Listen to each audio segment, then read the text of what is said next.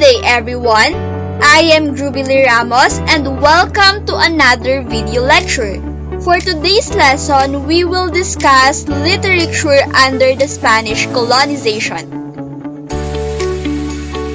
Disclaimer: all the photos and videos used in this video lecture belong to the rightful owner and used for academic purposes only.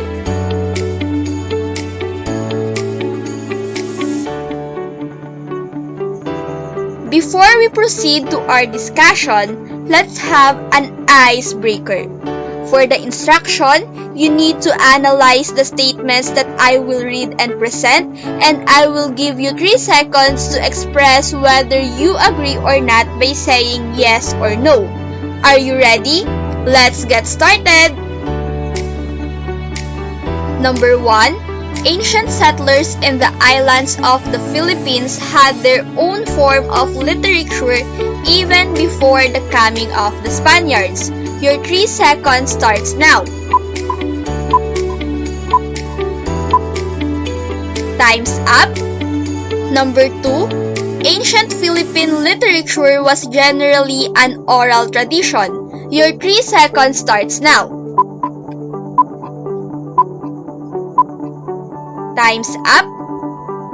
Number 3. Most of the ancient literary forms were an oral tradition since there was no system of writing that existed during the pre-colonial period. Your 3 seconds starts now. Time's up. Number 4. Literature contains historical and cultural pieces of information that were used to reveal the way of life of our ancestors. Your 3 seconds starts now.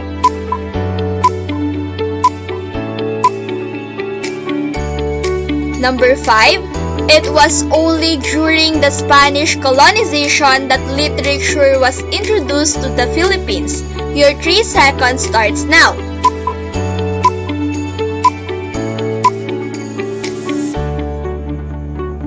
Number 6.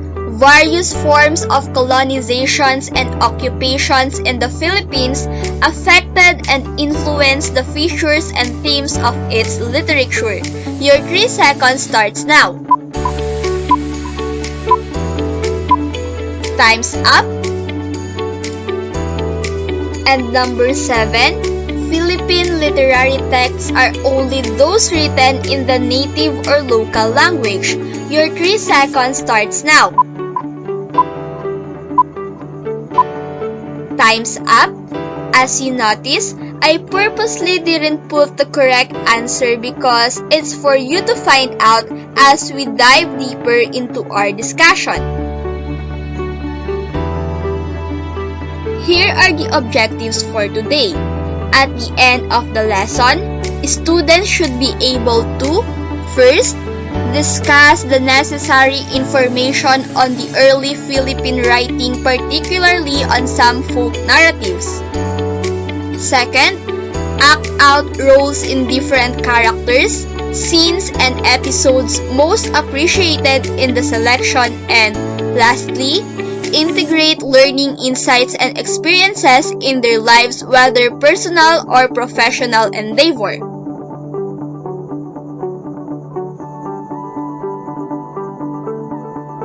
Let us now proceed to our discussion proper about the literature under the Spanish colonization by discussing first its historical background. The Spanish colonizers ruled the Philippines for more than 300 years from 1566 to 1898. Apart from their influence on our religion and culture, they have also greatly influenced the literary works produced during that period. The Philippines is a country rich in diversity and language heritage.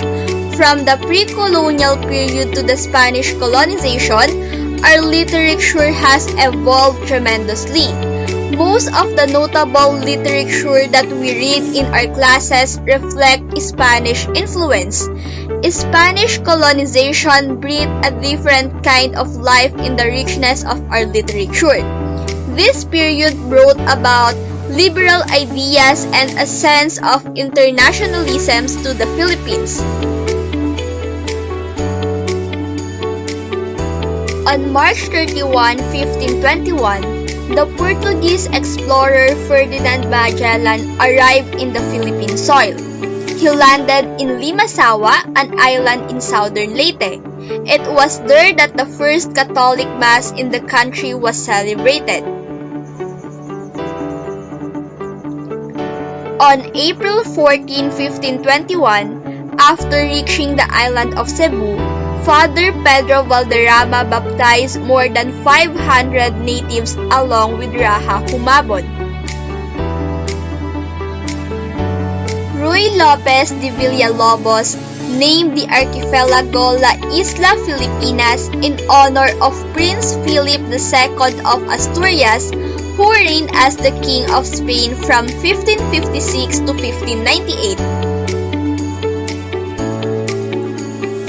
In 1565, King Philip II of Spain officially colonized the country and assigned the new expedition to the first Governor-General, Miguel Lopez de Legazpi. 6 years later, he established his capital in Manila, a location that offered the harbor of Manila Bay, a large population, and proximity to the ample food supplies of the Central Luzon rice lands. Spain had two motives in colonizing the Philippines. The first one is about spice trade. More valuable than gold, spices were the leading component of Asian commerce even before the 15th century. Spain, along with other European countries, funded expeditions in search of cinnamon, clove, ginger, turmeric, and other prized commodities. The second one is about converting Filipinos to Christianity. The Spaniards used a policy called reduction, which is a means of relocation of scattered settlements to a large town. This way, Spanish friars were able to convert natives into Christianity. Spanish priests believed that stories about mythical creatures, spirits, deities, and rituals contained works of the devil. Because of this, they instructed the natives to destroy them. They also told them to undergo baptism and embrace Christianity. The Spanish culture became highly noticeable in literature because of the use of characters similar to kings and queens and prince and princesses. For example, in Ibong Adarna, characters were addressed as Don and Doña. Even the setting is influenced by European culture. The 333-year Spanish colonization ended with outbreaks of revolution and the rise of independence. The propaganda movement led by the Ilustrados, who are elite Filipinos who went to Europe to study, along with Andres Bonifacio and Emilio Aguinaldo, demanded independence from Spain. On June 12, 1898, General Emilio Aguinaldo proclaimed the independence of the Philippines from the Spanish colonial rule in his home in Cavite. This freedom, however, was short-lived because of the arrival of the Americans in the land. There are many ways that Spaniards influenced our literature since Ferdinand Magellan's arrival in the Philippines. The Spaniards have continuously propagated their own culture and traditions for the next 333 years. Due to the long period of colonization of the Philippines by the Spaniards, they have exerted a strong influence on our literature. First, the first Filipino alphabet called Alibata was replaced by the Roman alphabet. Second, the teaching of the Christian doctrine became the basis of religious practices. Third, the Spanish language, which became the literary language during this time, lent many of its words to our language. As you will notice, our language has a big similarity with Spanish language, and even though we don't really study their language, we were able to understand a bit of what they are saying, or if we are watching some Spanish movies.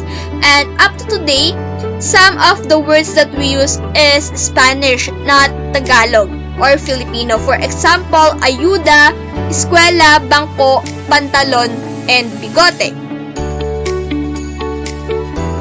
Fourth, European legends and traditions brought here became assimilated in our songs, corridos, and moro-moros. Fifth, ancient literature was collected and translated to Tagalog and other dialects. 6. Many grammar books were printed in Filipino like Tagalog, Ilocano, and Visayan. Lastly, number 7, our periodicals during these times gained a religious tone. Now, let us move forward to discuss the development of poetry. When Satanas or Satan was introduced into Tagalog poetry, the Christian themes of guilt, sins, and retribution eventually became primary concerns of the native population. In this lesson, we will be able to trace back the history of how Philippine poetry came to life and how the Filipino writers came to receive and embrace this type of literature. A Ladino poem is a bilingual poem with religious themes. It is characterized by alternating lines or verses in Tagalog and Spanish. The term Ladino also refers to Filipinos who were fluent in both Spanish and Filipino. In Spain, complementary verses, usually a poem in sonnet form, appeared in books to encourage people to read them. In the Philippines, a book entitled Memorial de la Vida Cristiana en Lengua Tagala, or Guidelines for the Christian Life in the Tagalog Language and English by Father Francisco Blanca de San Jose, included a Ladino or bilingual complementary poem written by Francisco Bagong Banta, known by its first line, Salamat ng walang hanggan, or unending thanks in English. And here is the poem. We will now move forward to discuss the types of poems during the Spanish colonial period. Poetic forms that emerged during the Spanish colonial period. Philippine poems during the pre-colonial period highlighted epics, riddles, folk songs, and proverbs that depicted the spiritual beliefs and everyday lives of natives, while poetry under the Spanish colonial period focused on religion and values, which became instruments in spreading Christianity and Spanish-oriented culture. And the poetic forms that emerged during the Spanish colonial period include: first, we have Passion. This is a narrative poem about the passion, death, and resurrection of Jesus Christ. It has replaced the pre-colonial oral tradition that the Filipino had since Passion is recited in churches. It consists of 5-line stanzas with 8 syllables per line. The earliest known passion is the Ang Mahal na Pasyon ni Jesucristong Panginoon natin na tula in 1704. Second, we have Awit. This is a narrative poem that consists of 12 syllables per line and 4 lines per stanza. The rhythm is slow and is usually accompanied by the use of a guitar or bandurria. It expresses adoration of the Blessed Virgin Mary as well as platonic and courtly love. A famous example of an awit is Francisco Balagtas' Florante at Laura. Next, we have corrido. A corrido is another narrative poem that consists of 8 syllables per line and 4 lines per stanza. The rhythm is faster compared with that of an awit. An example of a corrido is Ibong Adarna, which contains 1,722 stanzas and has 5 parts. And lastly, we have Dalit. This is a religious poem in honor of the Blessed Virgin Mary. Let us now move forward to discuss the prose during the Spanish colonial period. Our stories tell much about our culture, belief, system, and way of life. The colonization of the Spaniards for more than 300 years shaped our cultural heritage. Most of the prose written during this period were prayers, novenas, stories about the lives of saints, and those taken from the Bible to teach values. Let us explore in this lesson how prose continually evolved in shaping the values of the Filipinos at that time. In 1593, a prayer book called the Doctrina Cristiana en Lengua Española y Tagala, or Christian Doctrine in the Spanish and Tagalog languages in English, was one of the first books printed in the Philippines. Spanish friars also made an attempt to learn the different languages in the Philippines to communicate with the natives. The first book explaining the principles of the Tagalog language was Arte y Reglas de la Lengua Tagala, or in English, The Art and Rules of the Tagalog Language.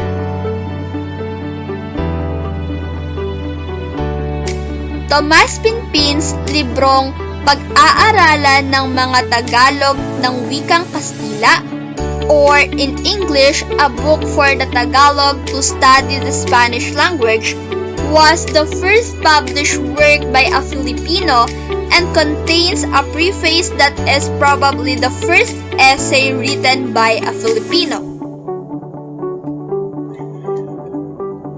We will now discuss the types of prose during the Spanish colonial period.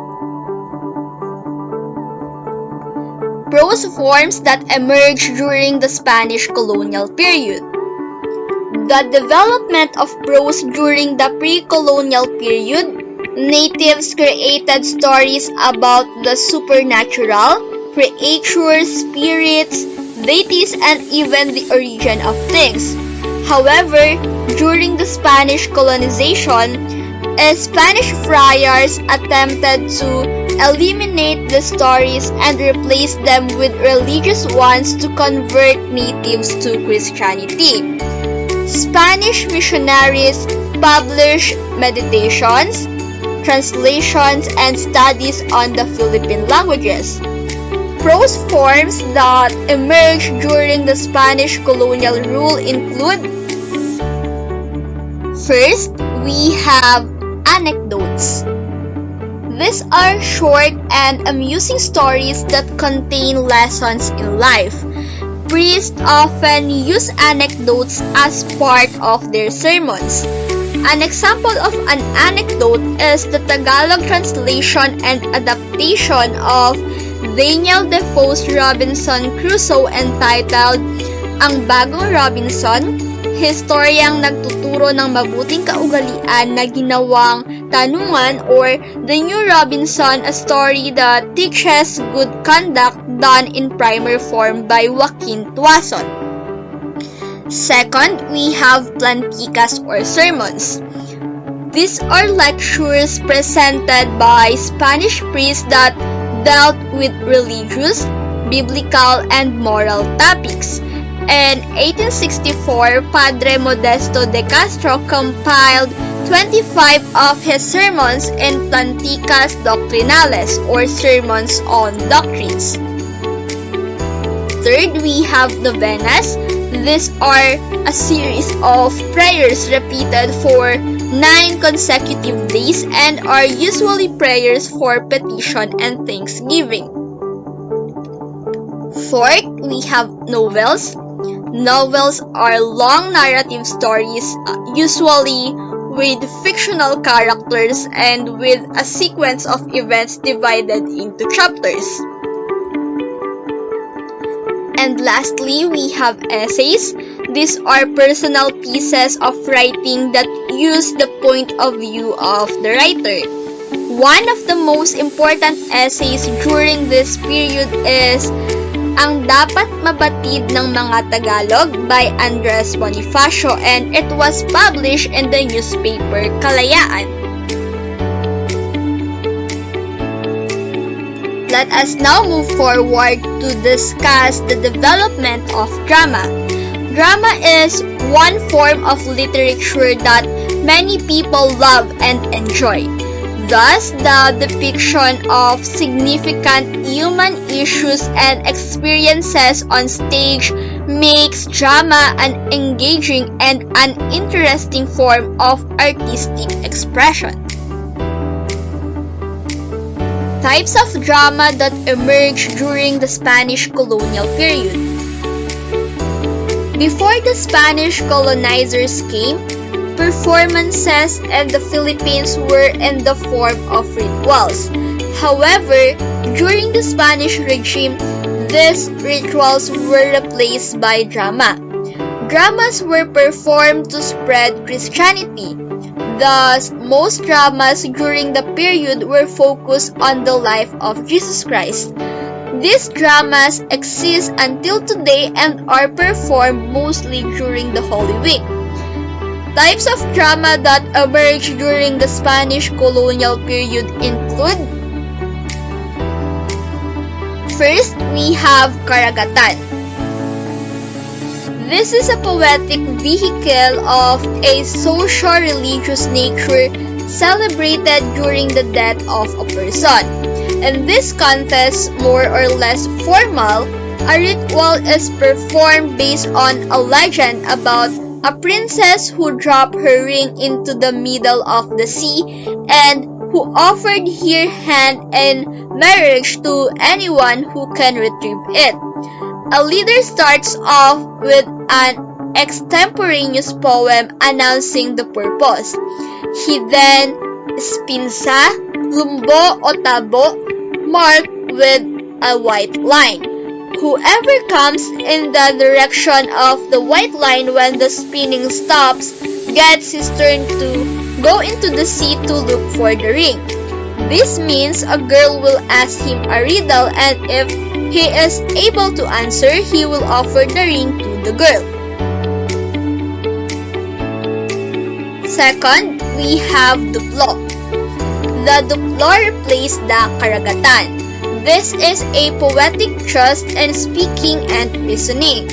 The roles are taken from the Bible and from proverbs and saying. It is usually played during wakes for the dead.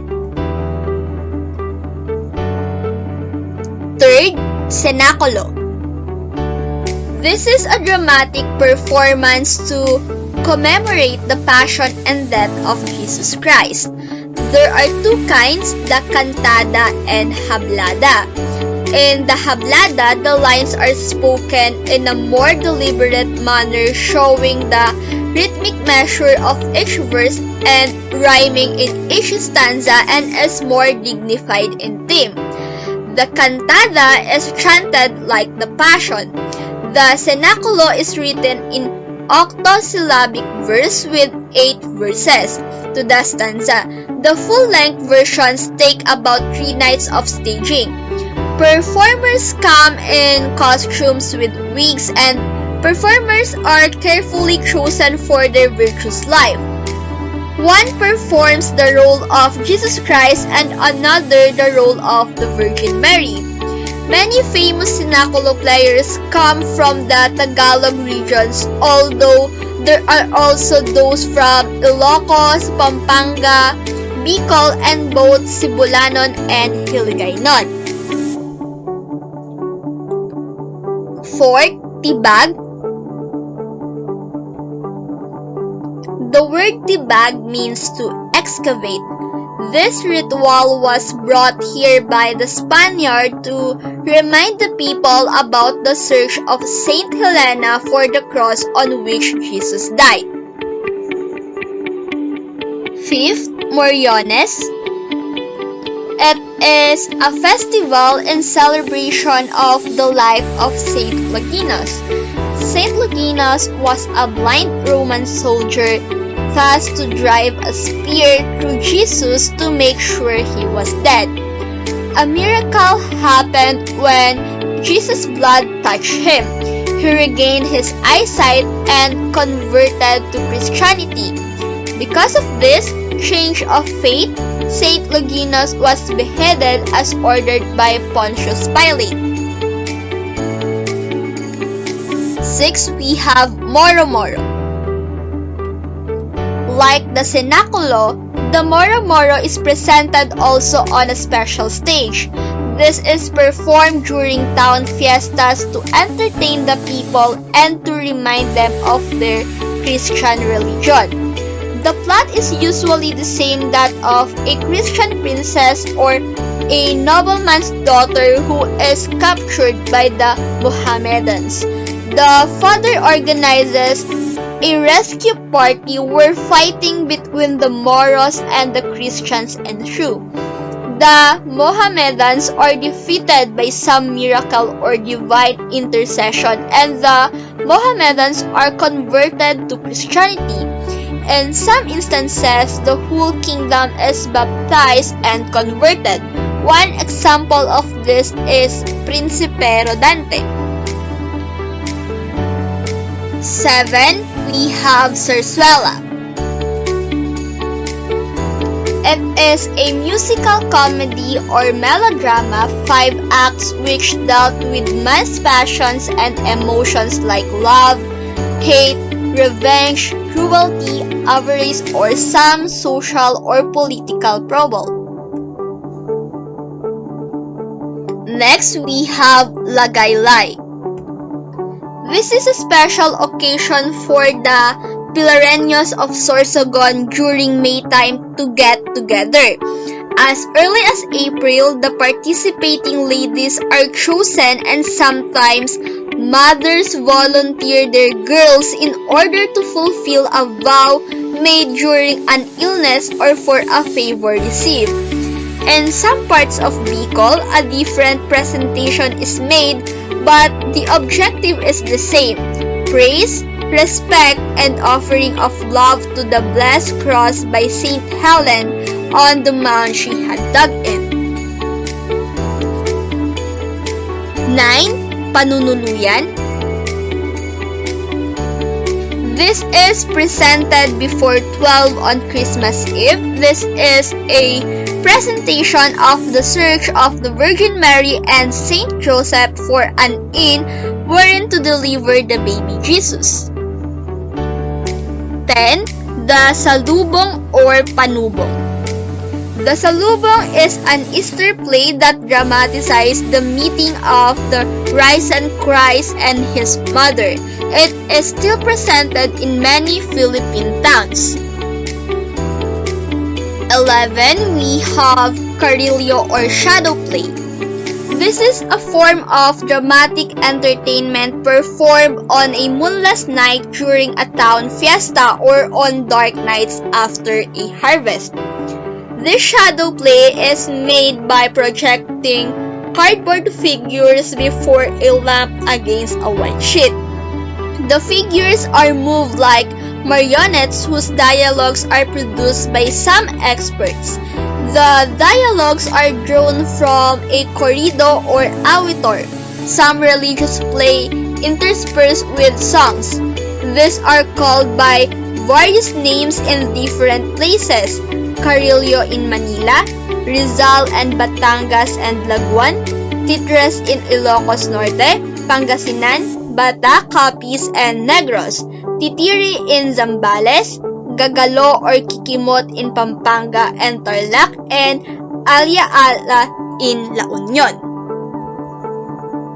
And last, we have the sainete. This was a short musical comedy popular during the 18th century.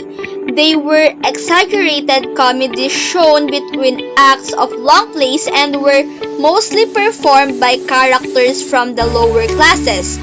Themes were taken from everyday life scenarios. Here are the references used in this video lecture.